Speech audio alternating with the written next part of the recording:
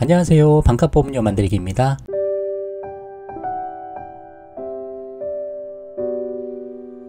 오늘은 노후실손 의료보험에 대해서 알아보는 시간을 가지도록 하겠습니다. 우리가 실비보험 가입하는 데 있어서 우리에게 하나의 대안이 더 있다.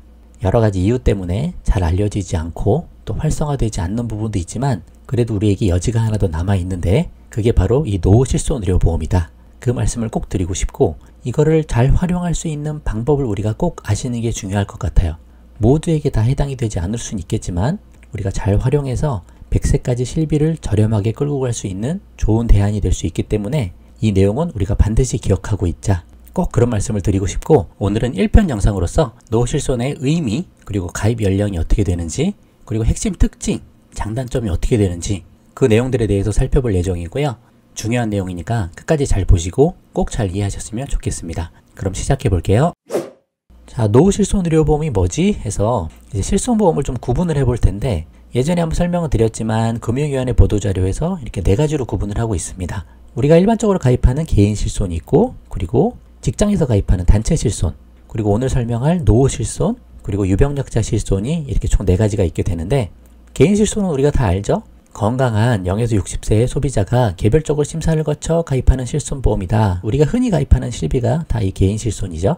그리고 단체실손은 그때 영상 하나 따로 만들어서 개인실손과 더불어서 함께 가입하셔야 된다. 아무리 단체실손이 있어도 개인실손이 별도로 있어야 된다. 그 말씀을 드렸었고, 그리고 오늘 설명할 노후실손 의료보험은 건강한 50에서 75세의 고령층이 가입하는 상품으로 라고 되어 있는데 여기서 건강한이란 말이 되게 중요합니다. 이것도 똑같이 건강한 사람이 가입할 수 있는 실비라는 부분이고 아프시거나 약을 드시거나 하시면 가입이 안 되는 부분입니다. 그래서 건강하면서도 연세가 50세 넘어가신 분들, 그런 고령층이 가입할 수 있는 상품이기 때문에 고령층이다 보니까 보험료를 낮춰야 되잖아요. 그래서 보험료를 낮추고 대신 보장도 조금 낮춘 상품이라고 보시면 됩니다. 보장을 낮췄다는 게 본인이 부담해야 되는 자기 부담이 조금 크다. 내가 내야 되는 금액이 조금 더 크지만 대신 보험료를 작게 낮춰서 길게 유지할 수 있게끔 해주겠다. 그게 노후실손이다 라고 보시면 되실 것 같습니다. 유병력자 실손은 다 아시죠? 가입심사가 완화돼서 경증 만성질환자가 가입 가능한 실손. 중증이면 실비가 아예 가입이 안 되는 거예요. 그렇지만 경증이지만 만성질환자, 당뇨약, 고혈압약, 그런 약들 꾸준히 드시는 만성질환자도 경증이면 가입이 가능한 그 실비가 유병력자 실손이 되겠죠. 그래서 50세가 넘어섰고 건강하다라고 판단이 되면 일단 일반 실비에 가입을 먼저 시도를 해보시는 게 좋고 그게 보험료가 부담이 되면 노후실손을 가입하셔도 괜찮은 부분입니다. 하지만 기본적으로는 일반 실비에 가입을 하셔야 되는 거예요. 그리고 여러가지 병력이 있다. 약도 많이 드신다. 그러면 일반 실비나 노후실비는 가입이 어려울 수도 있는 대신에 그런 분들은 유병력자 실손으로 가입을 하시는 게 좋다. 그렇게 방향이 설정이 될 것 같아요.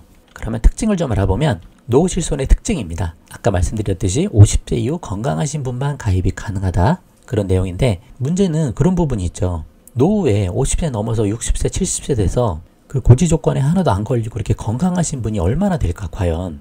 그게 이제 문제인 거죠. 대부분 약도 드시고 중증으로 치료받으신 분들도 계실 수 있고 그런 분들이 이제 많기 때문에 이런 노후실손이 있어봐야 가입이 어려운 상황이 발생하는 거죠. 그러다 보니까 활용도가 좀 떨어지는 겁니다. 그리고 50세 이후에도 건강하시면 그냥 일반 실비를 가입하시면 되지 굳이 노후실비를 꼭 가입해야 되는 것도 아니거든요.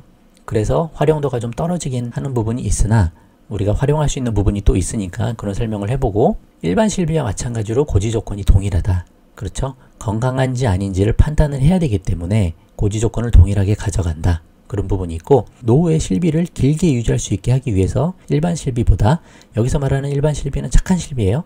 3세대 착한 실비보다도 작은 보험료다. 3세대 착한 실비도 보험료가 저렴한데 그럼 예전에 1세대, 2세대 실비보다는 얼마나 저렴한 거겠어요? 비교가 안 되는 거죠. 그런 장점이 있다라는 겁니다. 그렇지만 그러기 위해서는 보장을 더 줄여야 된다. 보장은 좀 작다. 그 내용이고 검진이 필요하다라는 부분입니다. 간호사분이 집에 오셔서 피도 뽑고 여러가지 검진을 해야 될 필요가 있고 대부분 하는 걸로 알고 있어요. 그리고 단독 가입이 이제 어려울 수가 있다.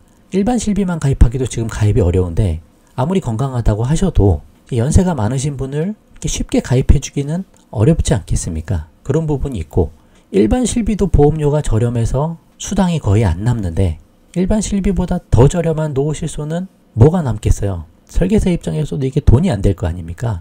보험회사 입장에서도 굳이 가입할 필요도 없고 그러다 보니까 이거를 특별히 많이 홍보하시는 분도 없고 적극적으로 가입해 주시려는 분도 없고 하나만 가입하기도 힘들고 해서 다른 상품을 하나 가입하면 그때 같이 가입할 수 있는 그런 식으로 될 가능성이 크다. 아마 실제로 그럴 거예요. 그런 상황인 거는 우리가 좀 이해는 하셔야 된다. 하지만 50세 넘으셨고 건강하지만 일반 실비 가입하기도 보험료가 부담스럽다 라고 하시는 분은 노후실손을 가입하셔도 괜찮고, 일반 실비를 유지하시다가 실손 전환 제도를 통해 노후 실비로 전환이 가능하다 라는 부분을 우리가 추가로도 활용을 해볼 수 있는 부분이라는 거죠. 이게 중요한 부분입니다. 우리가 1세대, 2세대 끌고 가시다가 3세대 착한 실손으로 실손 전환 제도 통해서 넘어오시는 분들 계시죠. 많은 분들 그렇게 하시는데 그래도 걱정하시는 분이 있어요. 3세대 착한 실비도 끝까지 유지 못하면 어떡하냐, 100세까지. 또 그렇게 말씀하시는 설계사분들도 계시고, 그렇지만 착한 실비 끌고 가시다가 그것도 보험료가 부담되면 실손 전환 제도라는 걸 통해서 노후 실손으로 전환이 가능하다, 그 길이 열려 있다라는 부분인 거죠. 이것도 차후에 다시 한번 설명을 또 하겠지만 이런 부분들 통해서 우리가 실비보험을 100세까지 유지하려고 하는 게 아주 중요하다라는 거죠. 그게 불가능한 게 아니고 가능하다라고 말씀드리고 싶은 부분이에요. 그래서 흔히들 얘기하시듯 실비를 끝까지 유지하기 어렵기 때문에 실비보험 말고 다른 보험을 더 가입해야 돼. 그래서 보완을 하고 실비보험 해지될 거를 대비해야 돼 라고 말씀하시는 것들이 사실은 아닐 수 있다. 그렇게 말씀을 좀 드리고 싶은 부분입니다.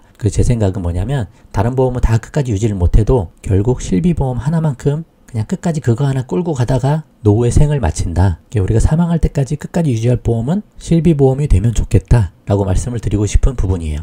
그래서 이것 때문에 제가 노후 실손을 우리가 알 필요가 있다, 그렇게 말씀을 좀 드리는 부분이고, 무조건 넘어와야 된다는 것도 아닙니다. 착한 실비가 좋다, 그럼 착한 실비 유지하셔도 되시고, 착한 실비가 15년마다 재가입되면서 4세대 실비, 5세대 실비 바뀔 거 아니에요. 그것들 그냥 유지하셔도 괜찮으세요. 그것도 이제 자기 부담금이 커지면서 보험료가 낮아지고 있으니까 그렇게 유지를 하셔도 괜찮다. 근데 부담되면 넘어오셔도 된다. 그렇게 말씀을 드리고 싶은 부분입니다. 이해되셨죠? 자, 그러면 실손보험 가입 연령에 대해서 한번 알아볼게요. 이거는 머니투데이 기사에서 제가 발췌한 내용인데, 실손의료보험 가입 연령 현황입니다. 왼쪽은 생보사, 오른쪽은 손보사고요. 기본적으로 일반 실손은 여기 생명보험사에서 보면은 49세, 60세, 50세 이렇게 작은데 70세까지 되는 데가 있죠. 삼성에서는 70세까지 보장이 되고, 손해보험사에서는 일반 실손의 경우 대부분 65세까지 보장이 됩니다. 그리고 한 4군데 정도는 70세까지 보장이 또 되네요. 그리고 노후 실손의 경우는 모든 회사가 다 판매하고 있지는 않은데 생명사에서는 75세까지 되고, 손보사에서도 대부분 75세인데 KB에서는 80세까지도 된다고 나와 있습니다. 이게 2020년 7월 정도의 기사니까 좀 바뀌었을 수도 있죠. 그렇지만 참고해 볼 만하고요. 여기서 보실 수 있는 거는 일반 실손이 한 70세까지도 가입이 가능하고 노후 실손을 통해서는 80세까지도 가입이 가능하다. 그래서 일반 실손도 70세까지 가능할 수도 있으니까 한번 도전은 해보자 라는 거죠. 사실 60세 넘어서고 65세 넘어서면 가입하기 힘듭니다. 힘든데 그래도 이렇게 명목상 70세라고 해서 판매를 하고 있으니 일단 보장이 작은 노후 실손으로 무조건 오지 마시고 일반 실손을 알아보시는 게 더 좋다. 그리고 무조건 유병자 상품으로 가지도 말고 일반 실비에서 할증이 되더라도 부담보고 되더라도 일반 실손을 가입하시는 게 좋죠. 유병자 실비는 너무 비싸니까. 그래서 단독 가입이 안 되고 다른 상품을 하나 더 가입을 해야 될 수도 있겠지만 그렇게 해서라도 일반 실손 하나 가입하실 수 있으면 아주 좋고 노후 실손을 가입할 수 있는 길도 있다라는 거를 참고해 보시면 좋을 것 같습니다.